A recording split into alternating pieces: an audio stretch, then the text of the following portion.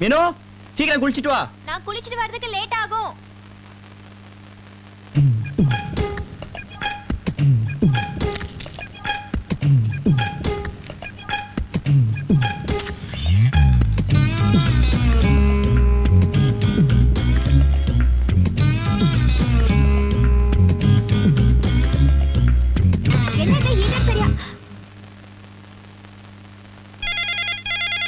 எவன்டா சிகரெட் பத்த வைக்க?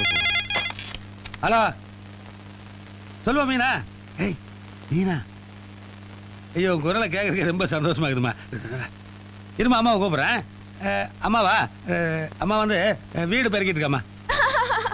என்ன ஒரு பொறுக்கிக்கு கட்டி வச்சிட்டீங்களேப்பா. என்னம்மா மாப்பிள்ளை போய் பொறுக்கி இருக்கீங்களா? பின்ன சிகரெட் பிடிக்கிறாரு, பொறுக்கின்னு சொல்லாம பொறுப்பான புருஷனை சொல்ல சொல்றீங்க? அம்மா கோல்டு வந்ததுன்னா கோல்டு அரின் சாப்பிட்றது உன்னுடைய வைத்தியம். அந்த மாதிரி கோல்டு வந்ததுன்னா கோல்டு பிளாக் குடிக்கிறது மாப்பிள்ளையோட வைத்தியம் போல் இருக்கு. நீங்க எல்லா தப்பையும் நியாயப்படுத்தி பேசுவீங்க. போன அம்மா கிட்ட கொடுங்க. அம்மாவா? அம்மா வந்து ஒரு முக்கியமான வேலையா இருக்காங்கம்மா. இது இரு பேச சொல்றேன். என்னம்மா அங்கேயும் போகச்சலா? நான் இங்க எரிச்சல்ல இருக்கேன். தங்கமான மாப்பிள்ளைன்னு சொல்லி கட்டி வச்சிங்களே, அந்த ஆளோட சுயரூபம் எனக்கு இப்பதான் தெரியுது. அந்த ஆளோட பொறுக்கி தம் அடிக்கிறான். கண்ணு, வாழ்க்கையில நம்ம சந்தோஷமா இருக்கணும்னா கொஞ்சம் தம் பிடிச்சதாம ஆகணும். Very good. மீனு இதுதான் நான் முதலும் கடைசியமா பண்றது தப்புதான். மீனு உனக்கு பிடிக்கலன்னு நான் சுட்டுக்கிறேன் சுட்டுக்கிறேன் சுட்டுக்கிறேன் நான் சுட்டுக்கிறேன். அப்பா சிகரெட் ஒன்னும் சுட வேண்டாம், பிடிக்காம இருந்தா சரி. அப்பா உன்ன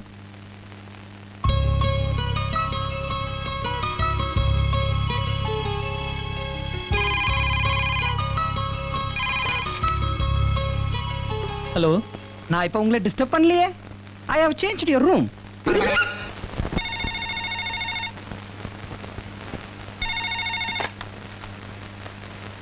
கொஞ்சம் சத்தமா பேசுங்க சார்.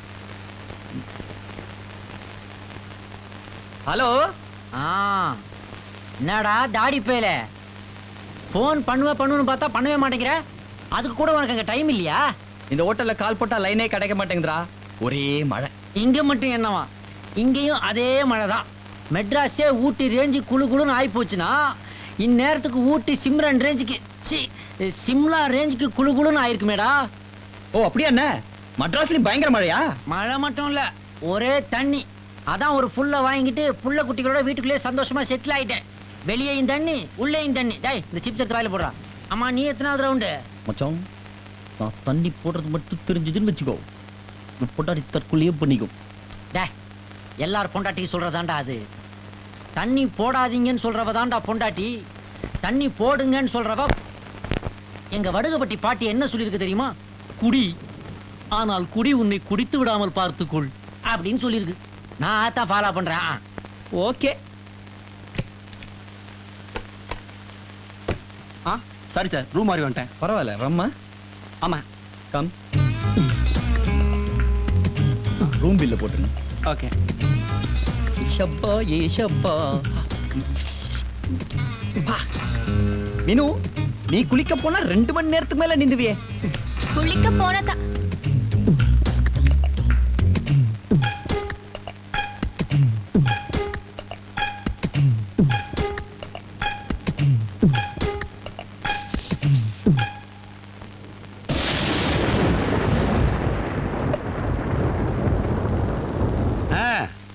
அப்பாதாமா சொல்லு ராஜா. என்னத்த சொல்றது? என்ன ஒரு குடிகாரருக்கு கட்டி வச்சு என் வாழ்க்கையே குடிச்சவராக்கிட்டீங்களே. அம்மா இது குளிர்காலம், நம்முடைய எதிர்காலம் நல்லா இருக்குன்னு நாம் நினைக்கிறோமே தவிர இந்த சின்ன சின்ன பெக்குகளை நினைச்சு கவலைப்பட்டு கூடாது. அப்பா சொல்ற புத்திமதியா இது? நான் சொல்றத கொஞ்சம் நிதானமா கேளு. இல்லம்மா, குடிகாரன்னு பொதுவா எல்லாத்தையும் சொல்லக்கூடாது. இப்போ வீட்லயே உட்காந்துட்டு பொண்டாட்டி ஆப்பாயில ஆம்லெட்டை போட சொல்லி ஒரு கோட்டரோ ஆப்போ வாங்கி குடிக்கிறானே அவ குடிகாரனா? கிடையாது. குடிகாரன்னா யார் தெரியுமா?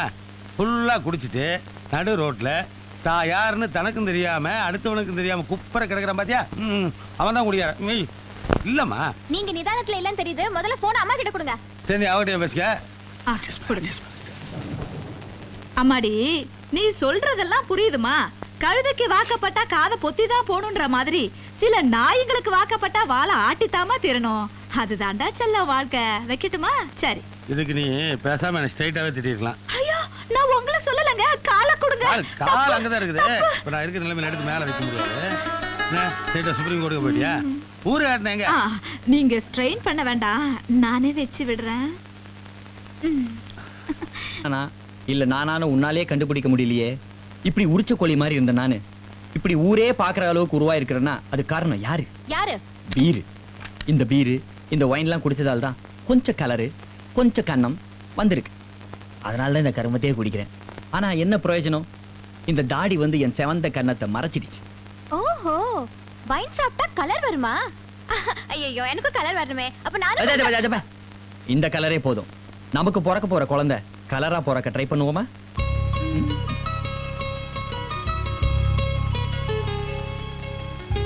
சூப்பர். என்ன ரொம்ப பாராட்டாதீங்க சார். நீங்க எதிர்பார்த்ததுக்கு மேல டாப்லெஸ் ஃப்ளோரே கொடுத்துருக்கேன். டாப் ஃப்ளோரே கொடுத்துருக்கேன். Madam laundry. கொஞ்சம் இருங்க.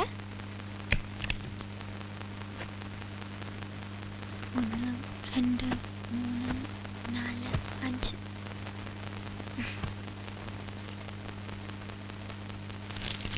திருடனாய் பார்த்து திருந்தா விட்டால் திருட்டை ஒழிக்க முடியாதே. திருடாதே பாப்பா திருடாதே. ஏயா ஒரு கெட்ட பழக்கத்தை விட்டு வைக்கல. நேரா கோயிலுக்கு வந்து எல்லா கெட்ட பழக்கத்தையும் விட்டுறேன்னு என் தலையில அடிச்சு சத்தியம் பண்ணாதான் நம்மளுக்கு சாந்தி முகூர்த்தம்.